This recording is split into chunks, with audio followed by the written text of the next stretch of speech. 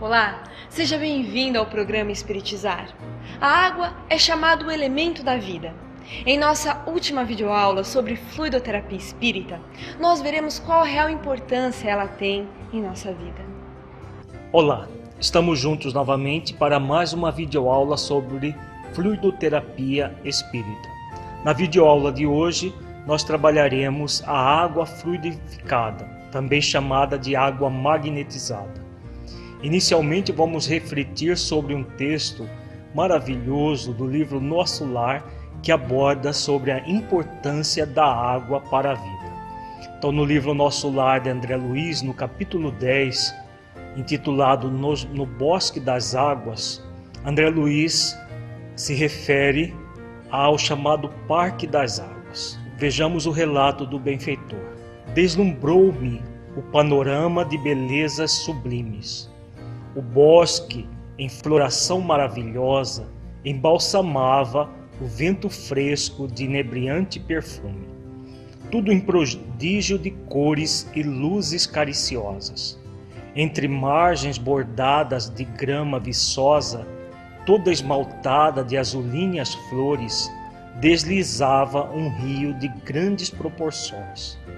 A corrente rolava tranquila, mas tão cristalina que parecia tonalizada em matiz celeste, em vistas dos reflexos do firmamento.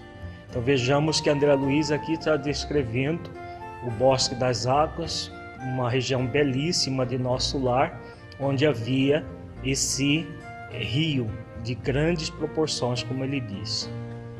Estamos no Bosque das Águas. Temos aqui uma das mais belas regiões de Nosso Lar. Indicando um edifício de enormes proporções, esclareceu. Ali é o grande reservatório da colônia. Todo o volume do Rio Azul que temos à vista é absorvido em caixas imensas de distribuição. As águas que servem a todas as atividades da colônia partem daqui. Então aqui no texto, Lísias, que é o companheiro que está junto com André Luiz, está falando sobre as atividades em Nosso Lar em relação ao Rio Azul, que serve de abastecimento para toda a colônia. Em seguida, reúnem-se novamente abaixo dos serviços da regeneração e voltam a constituir o rio, que prossegue o curso normal, rumo ao grande oceano de substâncias invisíveis para a Terra. Então André Luiz vem colocando essas questões que Lísias se refere. Para nós que vivemos aqui na crosta terrestre, parece muito estranho a descrição que André Luiz está fazendo. Um rio, praticamente na dimensão espiritual. Aqui o Lísias fala do grande oceano de substâncias invisíveis para a Terra. Agora é importante que nós reflitamos que tudo é uma variação do fluido cósmico universal, como nós vimos desde as nossas primeiras videoaulas sobre fluidoterapia espírita, e é uma matéria num estado diferente da matéria que nós estamos acostumados. Por isso que muitas pessoas podem achar muito estranho como que pode haver um rio lá já próximo da estratosfera, onde fica a colônia Nosso Lar. Como que pode haver um oceano nessa região? Na verdade, é uma matéria diferente da matéria que nós estamos acostumados na crosta, mas também é matéria de derivação do fluido cósmico universal. E Lísias continua dizendo, com efeito, a água aqui tem outra densidade, muito mais tênue, pura, quase fluídica. Então aqui ele vem falando como que essa matéria, uma matéria diferente da nossa. Se fôssemos comparar com a água do mundo físico, essa água quase que é muito mais rarefeita, muito mais tênue, como ele diz, do que a água que nós temos no mundo físico. Continuemos com o relato de André Luiz. Notando as magníficas construções que me fronteavam, interroguei: a que ministério está afeto o serviço de distribuição? Imagine, elucidou Lísias, que este é um dos raros serviços materiais do ministério da união divina. Que diz? Perguntei, ignorando como conciliar uma e outra coisa.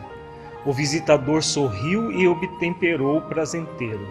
Na terra, quase ninguém cogita seriamente de conhecer a importância da água. Em nosso lar, contudo, outros são os conhecimentos. Nos círculos religiosos do planeta, ensinam que o Senhor criou as águas. Ora, é lógico que todo serviço criado precisa de energias e braços para ser convenientemente mantido. Nesta cidade espiritual, aprendemos a agradecer ao Pai e aos seus divinos colaboradores semelhante dádiva. Conhecendo-a mais intimamente, sabemos que a água é veículo dos mais poderosos para os fluidos de qualquer natureza. Então aqui a Lísias vem explicitando a importância da água nas nossas vidas. E é muito interessante que o Ministério da União Divina é o ministério mais elevado de nosso lar. Quem já leu a obra, que recomendamos a todos que leiam, existe desde ministérios mais voltados para as atividades materiais, como o Ministério da Regeneração, até o Ministério da União Divina, onde são espíritos de grande envergadura moral que dirigem esse ministério juntamente com o governador da cidade Nosso Lar. Então nós estamos vendo que a distribuição das águas está afeto a esse ministério, exatamente pela importância da água para a vida, tanto a vida na crosta quanto a vida no mundo espiritual. Vejamos a continuidade do relato. Aqui ela é empregada sobretudo como alimento e remédio. Há repartições no Ministério do Auxílio absolutamente consagradas à manipulação de água pura, com certos princípios suscetíveis de serem captados na luz do sol e no magnetismo espiritual. Na maioria das regiões da extensa colônia, o sistema de alimentação tem aí suas bases. Então vejamos que Lísias fala que a água é utilizada não da forma como nós estamos acostumados aqui, mas como alimento e remédio. Então toda ela é magnetizada, ela é colocada em recipientes e distribuída pela colônia inteira para servir as pessoas dessa forma tão magnífica como ele relata aqui, captando recursos do sol e o magnetismo espiritual para que ela se torne alimento e remédio. Acontece, porém, que só os ministros da união divina são detentores do maior padrão de espiritualidade superior entre nós, cabendo-lhe a magnetização geral das águas do Rio Azul, a fim de que sirvam a todos os habitantes de nosso lar, com a pureza imprescindível. Fazem eles o serviço inicial de limpeza, e os institutos realizam trabalhos específicos no suprimento de substâncias alimentares e curativas. Então vejamos por que o serviço de águas está afeto a esse ministério. Porque somente os espíritos que trabalham nesse ministério têm as qualidades de espiritualidade superior para realizar o processo da magnetização das águas, para depois em outros ministérios ser trabalhadas de uma forma eficiente para o carreamento de substâncias alimentares e curativas, como André Luiz está colocando. Quando os diversos fios da corrente se reúnem de novo no ponto longínquo oposto a este bosque, ausenta-se o rio de nossa zona, conduzindo em seu seio nossas qualidades espirituais. Eu estava embevecido com as explicações. No planeta, objetei, jamais recebi elucidações desta natureza. Vejamos quanta diferença que existe da dimensão espiritual para a dimensão física. Com raras exceções, os rios nas nossas cidades passam pelas nossas cidades e levam os detritos, esgoto, toda a sujeira da cidade. Em nosso lar, o rio, a partir do momento que passa pela cidade, carrega tudo aquilo que existe de bom nos habitantes da cidade. Então, isso é muito importante, essa reflexão, e serve de exemplo para nós. O que nós estamos fazendo com os nossos rios? Com toda a água que o Criador nos colocou à disposição para a vida e que muitas vezes nós acabamos por poluir, por destruir essa fonte de vida. Continuemos com o relato de Lísias, que André Luiz descreve. O homem é desatento. Há muitos séculos, tornou Lísias, o mar equilibra-lhe a moradia planetária. O elemento aquoso fornece-lhe o corpo físico. A chuva dá-lhe o pão. O rio organiza-lhe a cidade. A presença da água oferece-lhe a bênção do lar e do serviço. Entretanto, ele sempre se julga o absoluto dominador do mundo, esquecendo que é filho do Altíssimo antes de qualquer consideração. Então, é o que nós acabamos de falar. No corpo físico, nós não damos o valor que a água merece. Como ele coloca, desde o nosso corpo físico, que num ser humano adulto é 70% de água, né? A chuva que fertiliza as lavouras, o rio que as cidades praticamente não sobreviveriam se não fossem os rios, as barragens para abastecer as cidades. Tudo acontece em torno das águas e nós não valorizamos as águas como deveríamos. Continua Lísias: virá tempo, contudo, em que copiará nossos serviços, encarecendo a importância dessa dádiva do Senhor. Compreenderá então que a água, como fluido criador, absorve em cada lar as características mentais de seus moradores. A água no mundo, meu amigo, não somente carrega os resíduos dos corpos, mas também as expressões de nossa vida mental. Então essa informação de Lísias é muito interessante. Nós, aos poucos, vamos valorizar a água. Nós estamos vendo que a sociedade, de um modo geral, já começa a se ocupar de uma forma um pouco diferente com as águas. Não ainda nessa visão espiritual profunda que o Lísias coloca aqui, como a água sendo um elemento que não apenas lava os nossos corpos, mas que absorve os nossos pensamentos. Numa residência, as águas vão absorver a emanação mental dos habitantes daquela casa. Então, por exemplo, se as pessoas costumam orar, costumam cultivar bons pensamentos, a água da caixa d'água, as águas dos bebedouros, elas absorvem essas energias. Da mesma forma, se nós cultivarmos pensamentos desequilibrados, emoções desequilibradas, as águas também vão absorver essas energias e se tornam verdadeiros venenos para o nosso corpo, para a nossa mente. Tudo é uma questão de princípios, de características energéticas. A água, como um composto simples, ela absorve, como nós veremos daqui a pouco, toda a emanação mental que os encarnados e também os desencarnados mantêm.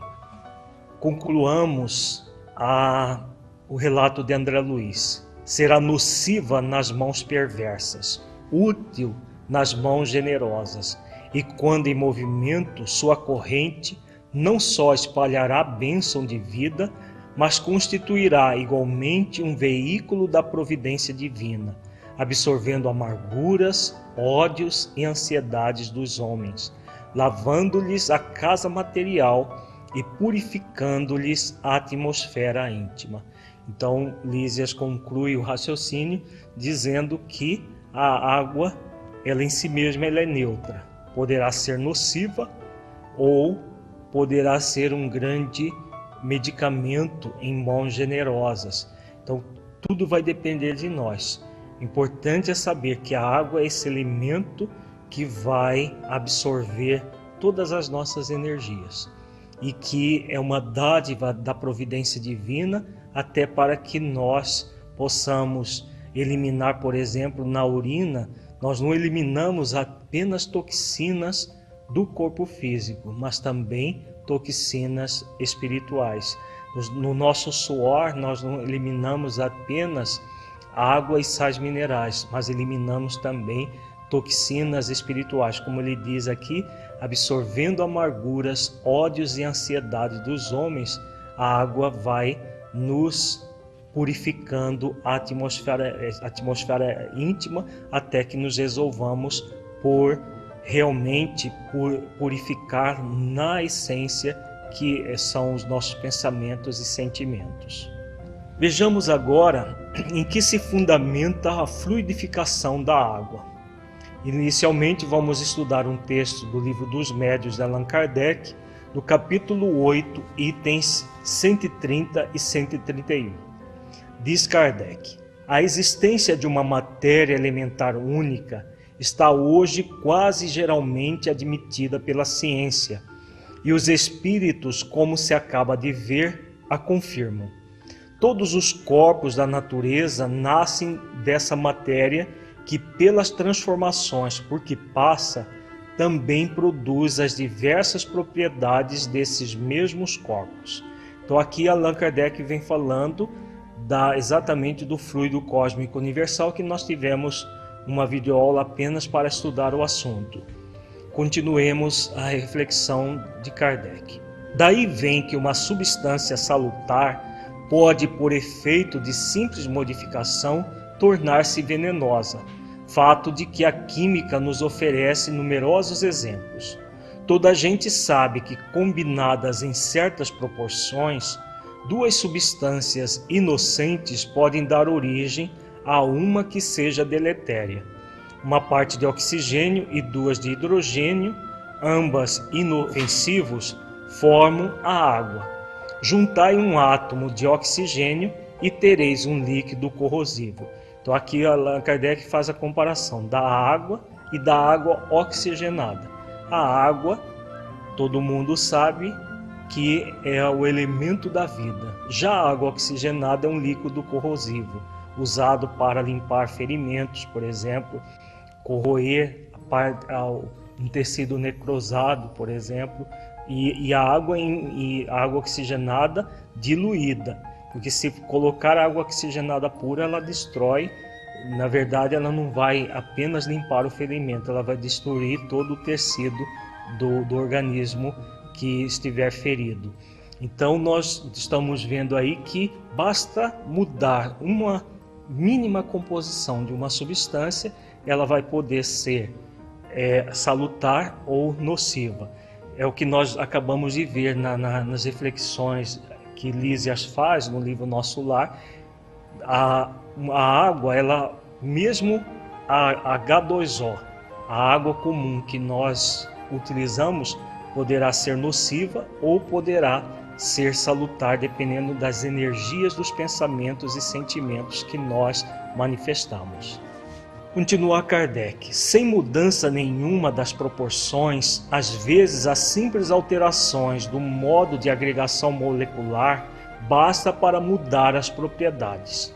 Assim é que um corpo opaco pode tornar-se transparente e vice-versa, pois que ao espírito é possível tão grande ação sobre a matéria alimentar, concebe-se que lhe seja dado não só formar substâncias, mas também modificar-lhes as propriedades, fazendo para isto a sua vontade o efeito de reativo.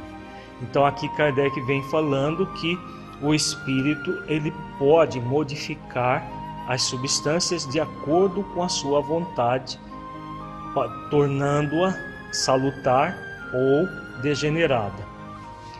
Esta teoria nos fornece a solução de um fato bem conhecido em magnetismo, mas inexplicado até hoje: o da mudança das propriedades da água por obra da vontade.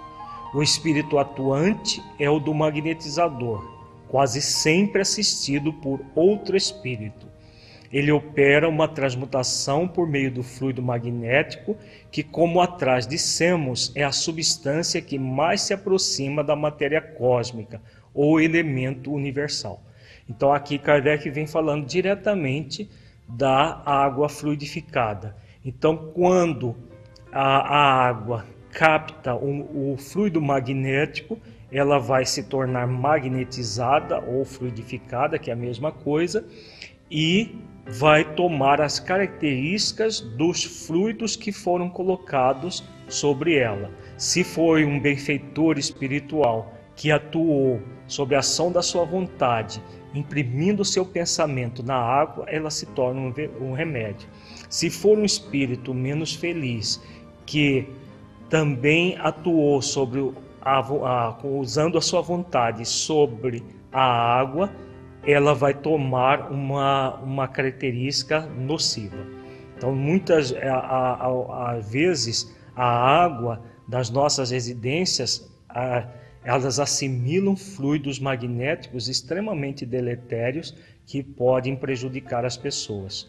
Muita gente pode perguntar, mas por que Deus permite isso? Pelo nosso livre-arbítrio. Tanto o livre-arbítrio do Espírito que faz isso, quanto o nosso livre-arbítrio em não vigiar e orar, e aí caímos em armadilhas que não deveríamos cair se vigiássemos e orássemos com mais eficiência. Continua Kardec dizendo: ora, desde que ele pode operar uma modificação nas propriedades da água, pode também produzir um fenômeno análogo com os fluidos do organismo, donde o efeito curativo da ação magnética, convenientemente dirigida. Então aqui ele vem falando que se o espírito pode atuar na água pura, ele pode atuar na água presente no próprio corpo físico das pessoas, tanto para produzir um bem, um efeito curativo, como nós estamos também fazendo analogia, um efeito deletério. Kardec faz uma pergunta logo em seguida: sabe-se que papel capital desempenha a vontade em todos os fenômenos do magnetismo. Porém, como se há de explicar a ação material de tão sutil agente? Vejamos a resposta. A vontade não é um ser, uma substância qualquer. Não é sequer uma propriedade da matéria mais etérea que exista. A vontade é atributo essencial do espírito, isto é, do ser pensante. Com o auxílio dessa alavanca, ele atua sobre a matéria elementar e, por uma ação consecutiva, reage sobre os seus compostos, cujas propriedades íntimas vêm assim a ficar transformadas. Então é a vontade do espírito na direção do bem, quando um benfeitor atua, vai atuar na água, vai atuar nos fluidos do corpo físico, produzindo uma ação salutar, como nós já vimos em videoaulas anteriores. E Kardec conclui esse texto do Livro dos Médiuns dizendo: tanto quanto do espírito errante, a vontade é igualmente atributo do espírito encarnado. Daí o poder do magnetizador, poder que se sabe estar na razão direta da força de vontade. Podendo o espírito encarnado atuar sobre a matéria elementar, pode do mesmo modo mudar-lhe as propriedades dentro de certos limites. Assim se explica a faculdade de cura pelo contacto e pela imposição das mãos, faculdade que algumas pessoas possuem em grau mais ou menos elevado. Então Kardec vem falando da capacidade que é do espírito, seja encarnado ou desencarnado. Também em videoaulas anteriores nós trabalhamos a questão, o fluido magnético todos nós temos, tanto encarnados quanto os desencarnados têm. Existe o fluido espiritual propriamente dito dos espíritos desencarnados e o fluido espiritual animalizado que é próprio do espírito encarnado. Então, como nós estamos trabalhando a questão da água magnetizada, esses fluidos a água vai captar.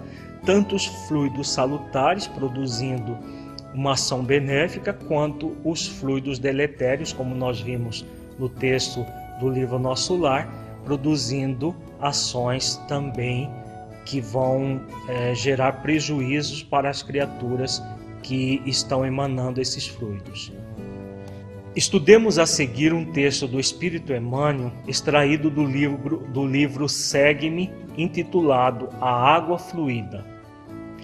E qualquer que tiver dado só que seja um copo d'água fria por ser meu discípulo, em verdade vos digo que de modo algum perderá o seu galardão.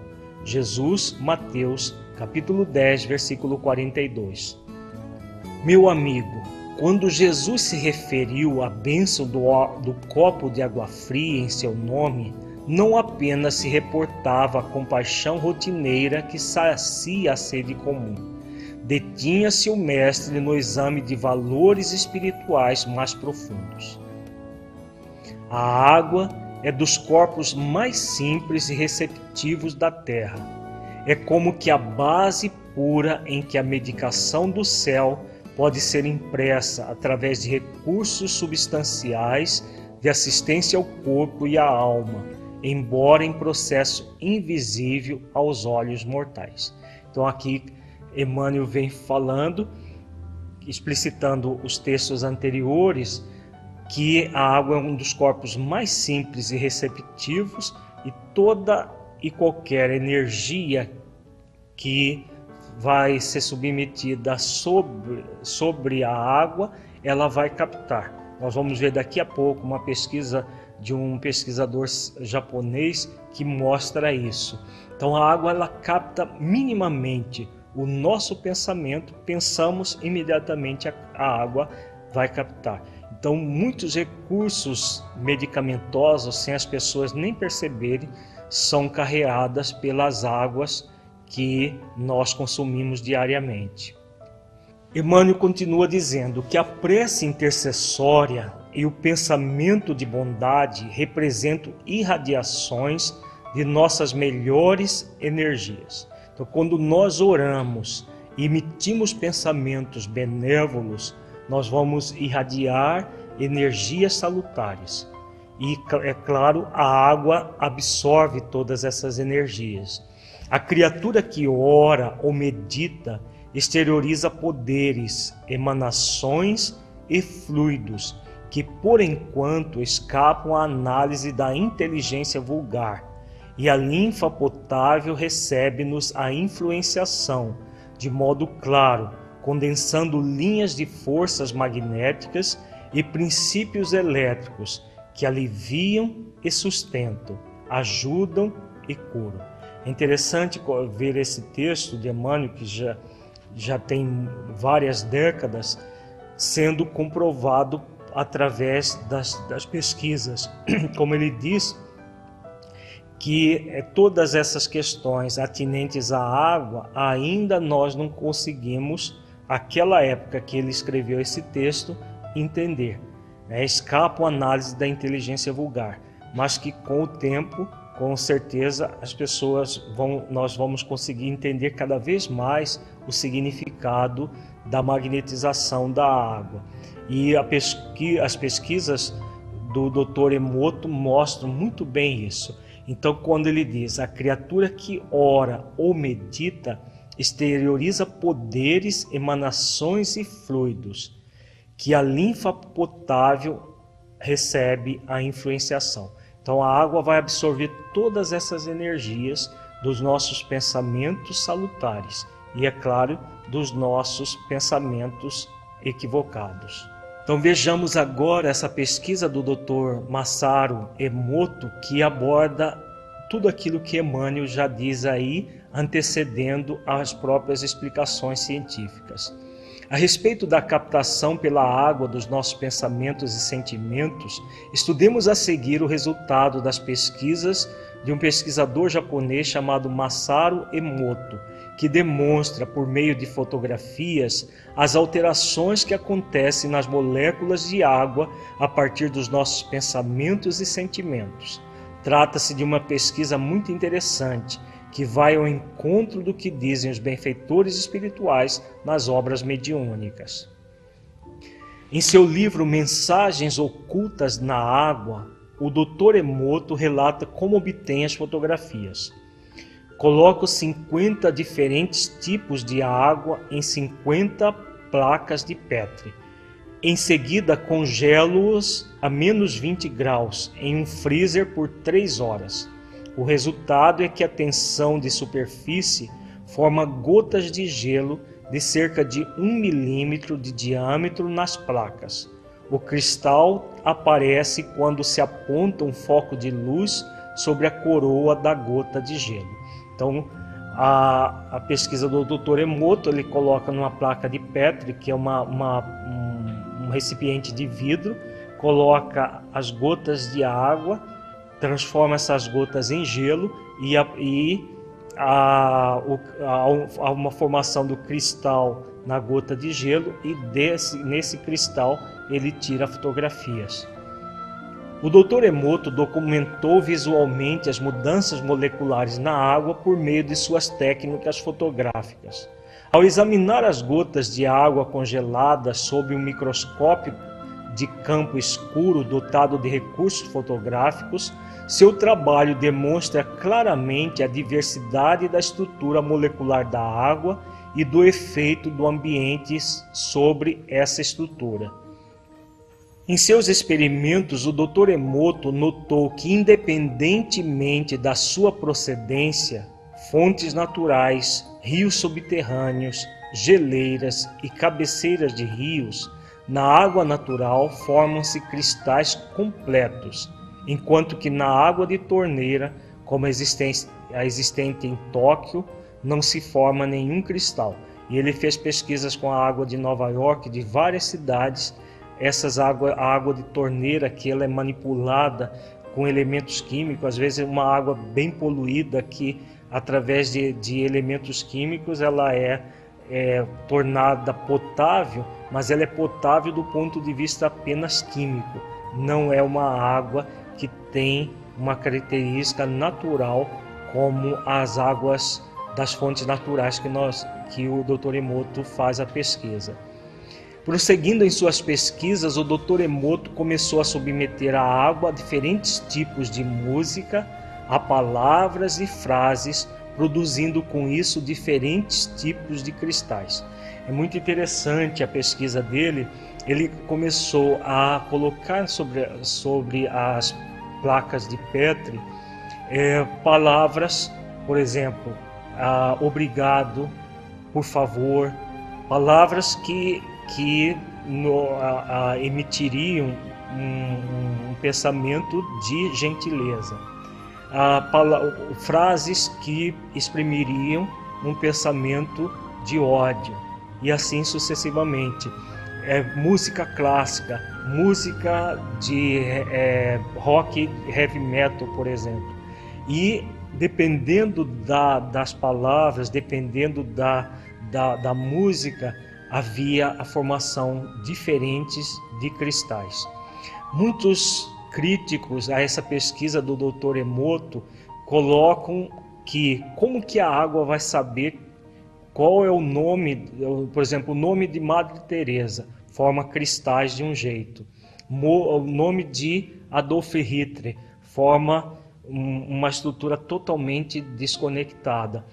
Como que a água sabe? Na verdade, a água não sabe qual é o nome que está ali. Só que o pesquisador, na hora que ele coloca o nome, imediatamente ele pensa na pessoa.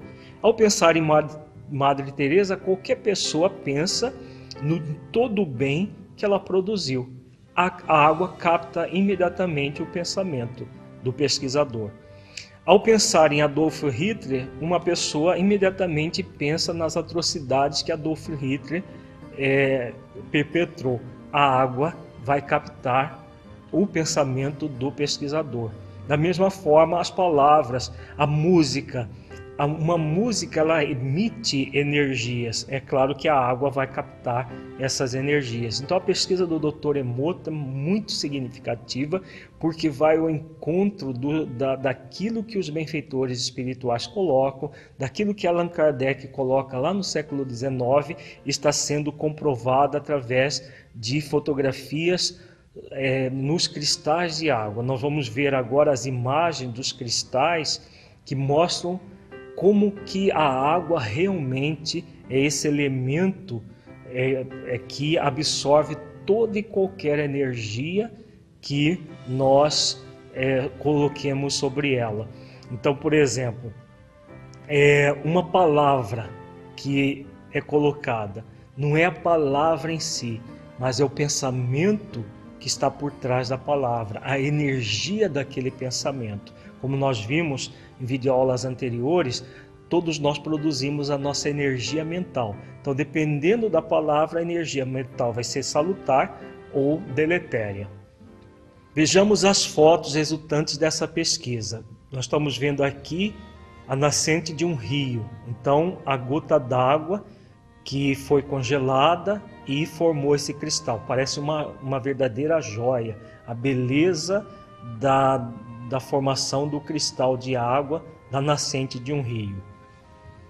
Agora, a água de um rio poluído. Praticamente o cristal não se forma, uma figura totalmente desconexa e que não expressa a beleza da fotografia anterior. Aqui uma água de uma represa, a água parada que não se movimenta é quase que idêntica à do rio poluído. Agora a água da mesma represa após uma oração. Olha a diferença da imagem anterior. A imagem anterior praticamente sem forma. Agora a imagem praticamente igual à da nascente de um rio. Então a água da represa, sobre a ação da oração, a oração, como todos nós sabemos, é um pensamento emitido com uma característica superior, de uma energia extremamente benéfica.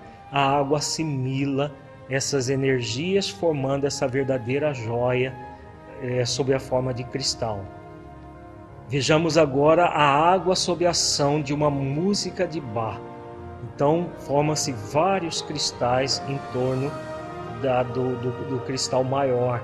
Né? Então, a música de Bach é uma música muito suave, delicada, que emite uma energia salutar, produz essa verdadeira joia. Agora, a água sob a ação de uma música de rock e heavy metal. O rock e heavy metal ele tem aquela característica de ser uma música umbralina, uma música que emite uma vibração extremamente pesada. Nós estamos vendo aí que a água fica totalmente desorganizada, sem aquela característica dos cristais que nós vimos anteriormente. Agora a água sob a ação da palavra arigato, obrigado em japonês. Então a palavra obrigado ela produz uma energia salutar que forma essa verdadeira joia. A água sob a ação da frase vou matar você. Então os críticos, como nós dissemos, eles falam que como que a água sabe que está escrito vou matar você? A água não sabe disso. Na verdade é o pensamento. Quando o pesquisador coloca aquela frase, imediatamente ele emite um pensamento, vou matar você, completamente diferente de obrigado, em qualquer língua. Então, uma conduz uma energia salutar, outra conduz uma energia deletéria, e a água absorve essas energias. Nós estamos vendo aqui a água sob a ação do nome Adolf Hitler, que quando o pesquisador, ao colocar o nome dele, se lembra das atrocidades que ele cometeu. E, imediatamente essa energia produz na água essa imagem que nós estamos vendo completamente alterada. Agora vejamos a água sob a ação do nome Madre Teresa. Então não é o nome em si, a água não vai identificar o nome, mas imediatamente ela absorve as energias que a evocação do nome favorece. Quem pensa em Madre Teresa sempre vai pensar em algo bom, e a água capta esse pensamento, gerando essa imagem belíssima que nós estamos vendo, completamente diferente da anterior, do nome Adolf Hitler. Agora é importante nós lembrarmos que o corpo humano é formado de, em média, 70% de água. Na fase embrionária e fetal, essa porcentagem chega a 99%. Estamos envolvidos por uma bolsa de água chamada líquido amniótico. Ao nascimento, a quantidade de água em nosso corpo é de 90%, chegando a 70% na vida adulta. Daí a importância da água em nossas vidas, dos nossos pensamentos e sentimentos que impregnam a água de nosso corpo de moléculas saudáveis ou doentes. Então nós vimos que o simples nome, uma simples palavra, obrigado, produz na água uma energia salutar a ponto de formar um cristal belíssimo.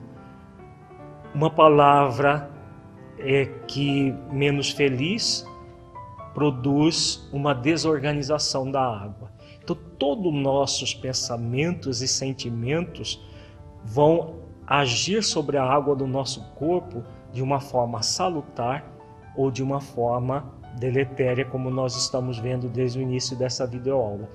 É fundamental que nós reflitamos que tipo de pensamentos e sentimentos nós estamos impregnando as águas do nosso corpo. No próximo bloco, nós trabalharemos o processo de fluidificação da água.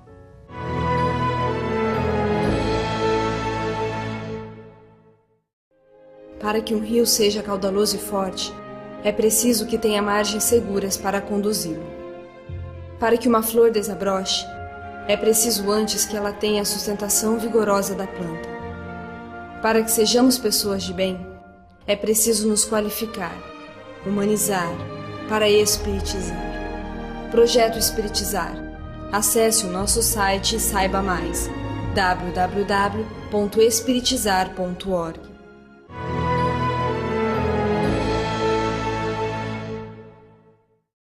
Existem condições especiais para que os espíritos amigos possam fluidificar a água? É necessária a presença de médiuns curadores? Veja com Alírio de Cerqueira Filho.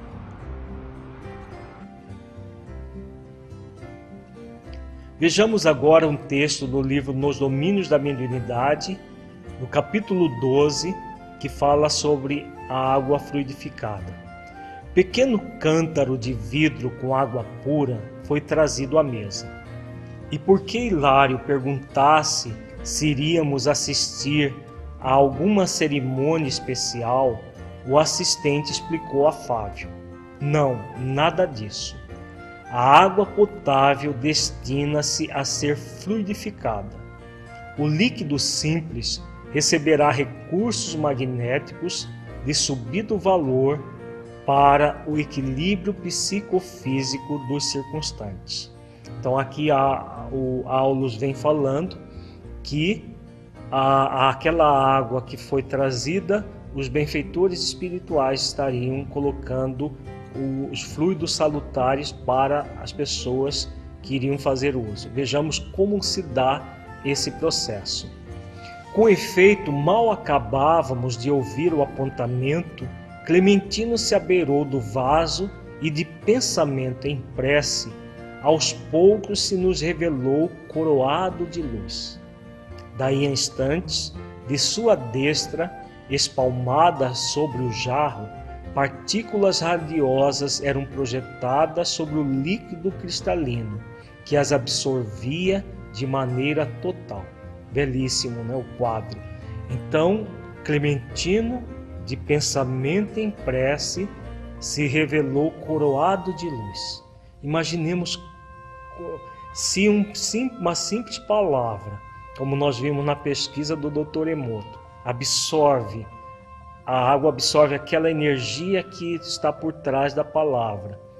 Numa oração que um benfeitor de alta envergadura faz, o quão salutar, o quão medicamentoso vai se tornar a água nessas condições. Então ela vai absorver tudo aquilo e vai se tornar um medicamento de alto potencial, cujo objetivo é aliviar as nossas dores, aliviar as nossas dificuldades que trazemos, tanto física quanto emocionalmente. Continua André Luiz descrevendo: por intermédio da água fluidificada, continuou Aulus, precioso esforço de medicação pode ser levado a efeito. Há lesões e deficiências no veículo espiritual a se estamparem no corpo físico que somente a intervenção magnética consegue aliviar, até que os interessados se disponham à própria cura. Então, como diz Aulus, é claro que a água fluidificada ou magnetizada ela não vai fazer milagres, porque o milagre não existe. Na verdade, ela vai ser um instrumento de alívio, porque somente a transformação interior, como nós vimos ao longo de todas as videoaulas desse curso sobre fluidoterapia espírita, o processo de cura é de dentro para fora. Qualquer ajuda externa vai ser muito útil para proporcionar alívio, mas nunca para verdadeiramente curar as pessoas, porque senão a cura seria uma coisa que viesse de fora para dentro, que não se coaduna com as leis naturais, principalmente com a lei de causa e efeito. Então nós mesmos é que nós vamos buscar a cura. A água fluidificada, assim como o passe magnético, são elementos extremamente auxiliadores, mas não que resolvem o problema se nós não nos dispomos a nos auxiliar. Vejamos agora um texto do Consolador de Emmanuel. Na questão 103, foi perguntado ao benfeitor o seguinte: no tratamento ministrado pelos espíritos amigos, a água fluidificada para um doente terá o mesmo efeito em outro enfermo? Vejamos a resposta. A água pode ser fluidificada de modo geral, em benefício de todos. Todavia, pode sê-lo em caráter particular para determinado enfermo, e neste caso é conveniente que o uso seja pessoal e exclusivo. Então aqui uma pergunta muito interessante, a questão de que nós podemos magnetizar a água de um modo geral para qualquer pessoa e de modo específico para uma determinada pessoa especificamente. Então a água deve ser colocada só para uso daquela pessoa, porque os benfeitores vão colocar elementos na água específico para atendimento das necessidades energéticas daquele ser. Na questão 104 do mesmo livro Consolador, fazem a pergunta para Emmanuel: existem condições especiais para que os espíritos amigos possam fluidificar a água pura, como sejam as presenças de médiuns curadores, reuniões de vários elementos, etc, etc?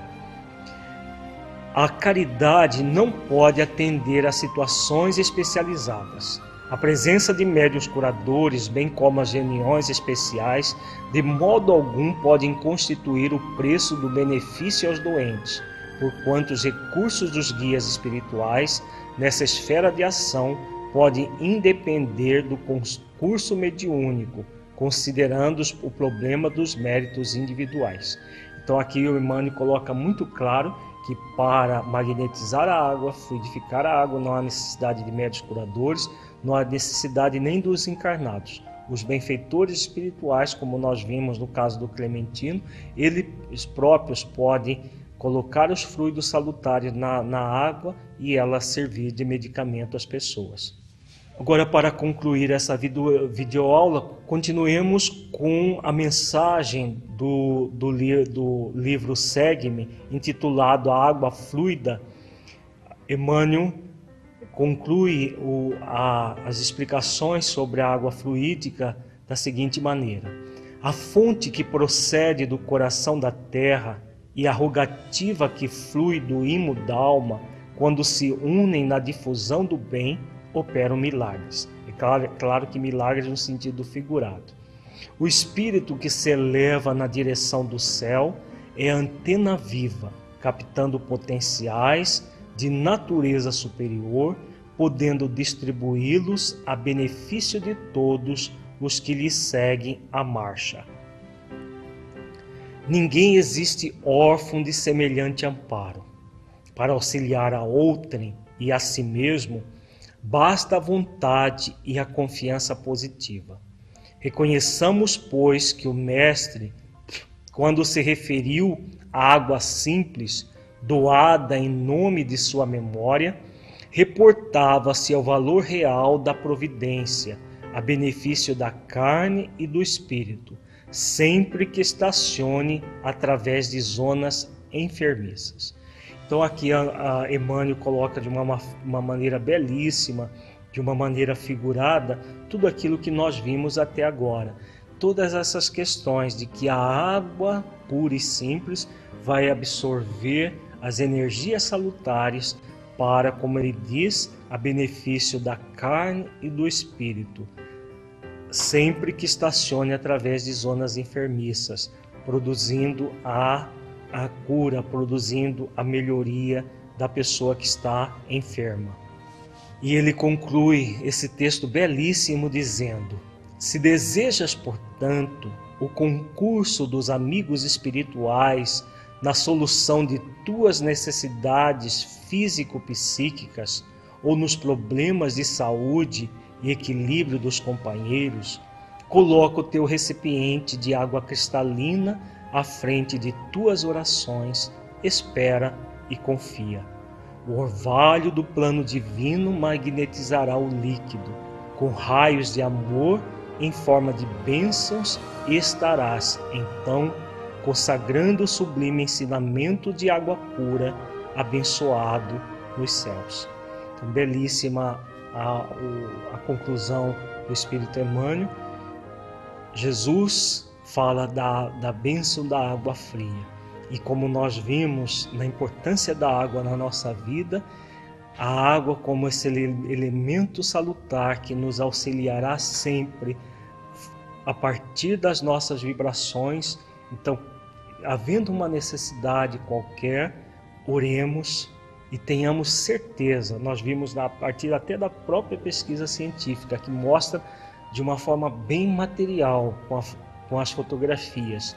Oremos, porque com certeza a água estará sendo impregnada das vibrações da nossa oração, das vibrações do nosso anjo de guarda, da vibração de benfeitores espirituais que às vezes nós nem detectamos, mas que estarão atuando sobre essas águas para nos auxiliar. Nós concluímos na videoaula de hoje esse curso sobre fluidoterapia espírita, no qual trabalhamos a questão do passe, do passe à distância, ou chamada irradiação, e da água fluídica, nos auxiliando a entender de uma forma bastante palpável como funciona todos esses processos. E é muito importante que toda a casa espírita realize. Muita paz a todos e até uma próxima videoaula.